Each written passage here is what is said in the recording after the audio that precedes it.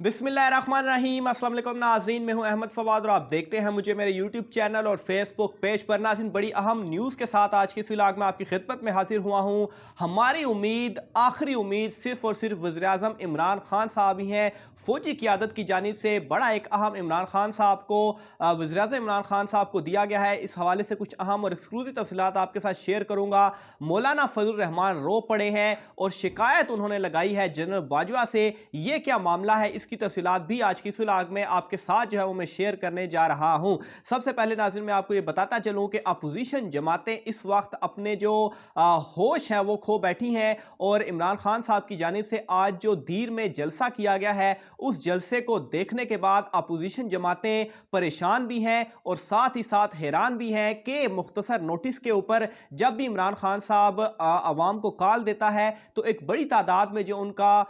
लोग हैं वो उस कॉल पर इकट्ठे होते हैं और बड़े बड़े जलसे, यहां तक कि छोटे शहरों में भी इमरान खान साहब इतने बड़े जलसे करता है। लेकिन दूसरी तरफ जो हमारी अपोजिशन की तमाम जमातें हैं वो मिलकर भी इतना बड़ा जलसा अभी तक नहीं कर पाई। यहां तक कि पीपल्स पार्टी का जो लॉन्ग मार्च था जिसमें एक माहौल बनाया गया अदम एतमाद का भी, उसमें भी जो डी चौक में जहां पर वो जाकर इख्तिताम पसीर हुआ, 4000 लोग भी उसमें शामिल नहीं थे। तो इस वक्त ये बड़ी एक तशवीश जो है वो अपोजिशन जमातों के अंदर मौजूद है और इस चीज का इजहार मौलाना फजलुर रहमान ने जो है वो आज किया भी है। यहां तक कि अदम एतमाद की जो तहरीक है उसको नाकाम होने का और उनके पास नंबर गेम पूरी ना होने का भी उन्होंने इकरार जो है वो आज अपनी प्रेस कॉन्फ्रेंस में किया है। उनकी जानिब से अपनी आज की प्रेस कॉन्फ्रेंस में जो है वो एक चीज सबसे पहले तो ये कही गई कि अदम एतमाद नाकाम हो सकती है और अगर ऐसा हुआ तो सड़कों पर आएंगे और इससे अनारकी जो है वो होगी। यहां तक कि गली कुचों तक जो है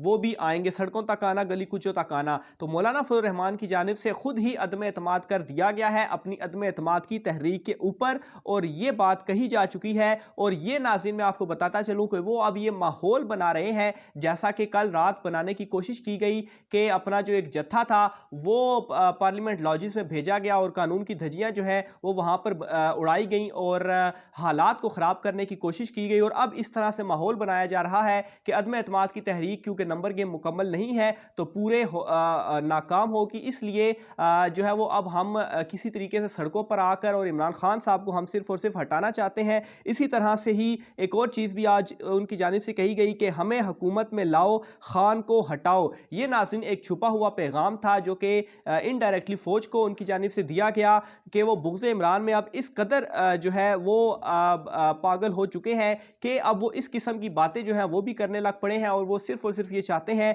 कि किसी तरीके से ये निज़ाम जो है वो लपेटा जाए। यानी कि निज़ाम लपेटने से मुराद ये है कि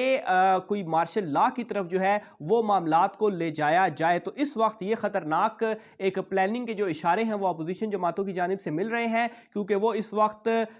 परेशानी का जो शिकार हैं वो हो चुके हैं, बल्कि उनके ऊपर उन्हें अपनी तबाही और बर्बादी जो है वो साफ नज़र आ रही है। दूसरी तरफ नाज़रीन इमरान खान साहब की जानिब से दीर में एक बड़ा जलसा जो है वो किया गया है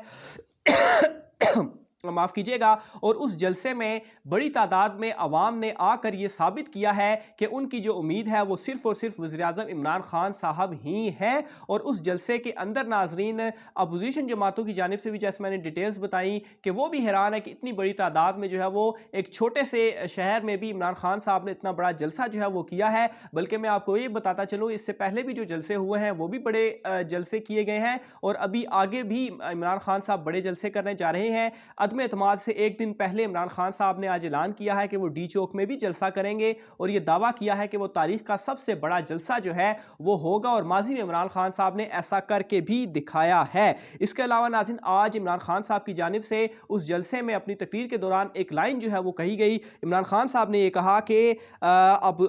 जो है वो मेरी अभी जनरल बाजवा साहब से जो है वो बात हो रही थी तो जनरल बाजवा साहब ने उनसे कहा कि आप मौलाना फजलुर रहमान को डीजल ना कहा करें। तो ये जो है वो इमरान खान साहब की जानिब से किया गया। अब इससे दो चीज़ें हमें समझ आती हैं कि एक तो मौलाना फजलुर रहमान साहब जो हैं वो इस वक्त एक रोने धोने के मूड में आ चुके हैं और अब वो जनरल बाजवा साहब के पास पहुंच चुके हैं कि देखें इमरान खान जो है वो हमें डीजल कहता है और इसने हमें बदनाम जो है वो कर दिया है। और दूसरी तरफ नाज़रीन जनरल बाजवा साहब की जानिब से चूंकि वो फौजी क़यादत है उनकी जानिब से इमरान खान साहब को ये कहा गया कि आप इस तरह से तकरीर में जो है वो अपनी एक किस्म की एहतियात किया करें, डीजल ना कहा करें। लेकिन इमरान खान साहब ने आज फिर जो है वो अपनी तकरीर में उनको डीजल कहा और ये कहा कि ये मैं नहीं बल्कि जो अवाम है, ये जो लोग हैं, यही उनको डीजल जो है वो कहते हैं। अपोजिशन नाज़रीन इस वक्त बहुत ज़्यादा परेशान और अपनी तबाही उनको साफ साफ नज़र आ रही है। दूसरी तरफ नाज़रीन एक ये बहस इस वक्त लगी हुई है कि इमरान खान साहब और जनरल बाजवा साहब की इस किस्म की गुफ्तगू जो थी वो कहाँ पर हुई होगी। तो इस हवाले से जो मेरा अंदाज़ा है, क्योंकि आज सुबह वज़ीर-ए-आज़म इमरान खान साहब एक तकरीब थी बड़ी अहम, उसमें मौजूद थे और ये जो तकरीब थी जो एक फाइटर एयरक्राफ्ट जो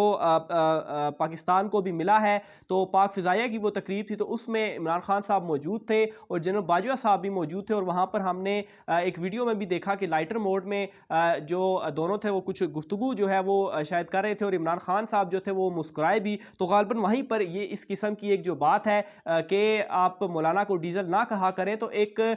खुशगवार या वो कहते हैं कि एक लाइटर मोड में ये जो बात है वो हुई होगी। इसके अलावा नाज़रीन आपको मज़ीद कुछ आज की एक अहम खबर आपके सामने रखता चलूँ कि ईसीपी की जानिब से जो इमरान खान साहब की जानिब से जलसा किया गया है दीर में, ईसीपी ने नोटिस जारी किया है और ये कहा है कि ज़ाब्ता इखलाक की खिलाफ वर्जी की है। यानी कि एक तो ऑर्डिनेंस जारी हो गया था जिसमें कहा गया था कि पार्लियामेंटेरियंस या पब्लिक ऑफिस होल्डर्स यानी कि इमरान खान साहब या दीगर जो वुज़रा वगैरह हैं वो जलसों में जा सकते हैं और इलेक्शन मुहिम कर सकते हैं। लेकिन ईसीपी ने उसको नहीं माना, बल्कि ये कहा है कि ठीक है पार्लियामेंटेरियन की हद तक ठीक है, लेकिन पब्लिक ऑफिस होल्डर जो है वो इस तरह से नहीं जा सकते। माफ़ कीजिएगा। अब नाज़रीन इसमें बड़ा एक अहम सवाल ये आता है कि अगर एक ऑर्डिनेंस जारी हुआ है तो उसको इलेक्शन कमीशन ऑफ पाकिस्तान किस तरह से मानने से इनकार जो है वो कर सकता है। बहरहाल इलेक्शन कमीशन का ये कहना है कि तमाम सियासी जमातों से मुशावरत के बाद उन्होंने ये जो फैसला है वो किया है। बहरहाल जो मर्जी हो, इलेक्शन कमीशन के पास ये चीज़ का इख्तियार नहीं है, ये पार्लियामेंट के पास है या सदर पाकिस्तान जो है वो ऑर्डिनेंस जारी करते हैं और उसके ऊपर फिर अगर मज़ीद कुछ मसाइल हो तो सुप्रीम कोर्ट या अदालतों में जाकर उसकी जो मज़ीद तशरीह है वो जो है वो की जा सकती है। लेकिन इस तरह से इलेक्शन कमीशन का नोटिस जो है वो जारी करना, खैर एक मरतबा फिर से जो एक अफवाहें जो है वो फैलाई जा रही थी कि इलेक्शन कमीशन और इमरान खान साहब के आपस में कुछ क्लैशेज़ हैं, तो मेरे ख्याल से बहुत सारी चीज़ें इस तरह की सामने भी आई और एक चीज़ ये भी सामने आई कि वाकई उनमें जो सदाकत है वो मौजूद है। आखिर में नाज़रीन अलीम खान और नवाज शरीफ की जो लंदन में मुलाकात हुई है उस हवाले से आपको तफसीलात बताता चलूँ तो ये दावा किया जा रहा है मुख्तलिफ हल्कों की जानिब से कि अलीम खान मिले हैं नवाज शरीफ से और अलीम खान नून लीग में शमूलियत का उनका इम्कान भी मौजूद है। इस हवाले से मैं आपको आगाह करता चलूँ, जो कि ख़बर नहीं ज़्यादातर आई थिंक मेरी नज़र से नहीं गुजरी कि मीडिया चैनल्स पर चली हो। जो तर्जुमान है अलीम खान के, उनकी जानिब से ये कहा गया है कि अलीम खान की कोई मुलाकात नहीं हुई नवाज शरीफ से, यहाँ तक कि जहांगीर तरीन से भी नहीं हुई। ये उनका एक निजी दौरा था क्योंकि उनके जो फैमिली है वो कुछ जो लोग हैं वो वहाँ पर मौजूद हैं, उनसे उन्होंने मुलाकात की थी और निजी हैसियत से वो वहाँ पर गए थे, तो इसलिए इस तरह की जो कोई मुलाकात है वो नहीं हुई। तो ये नाज़रीन इस वक्त मामलात जो है वो फैलाए जा रहे हैं कि मुलाकात हुई है। बहरहाल जो तर्जुमान का मौक़िफ़ था वो भी मैंने आपके सामने रख दिया। इस वाले से आपकी क्या राय है कमेंट बॉक्स में लिखिएगा। आज की व्लॉग से इतना ही, मुझे इजाज़त दीजिए।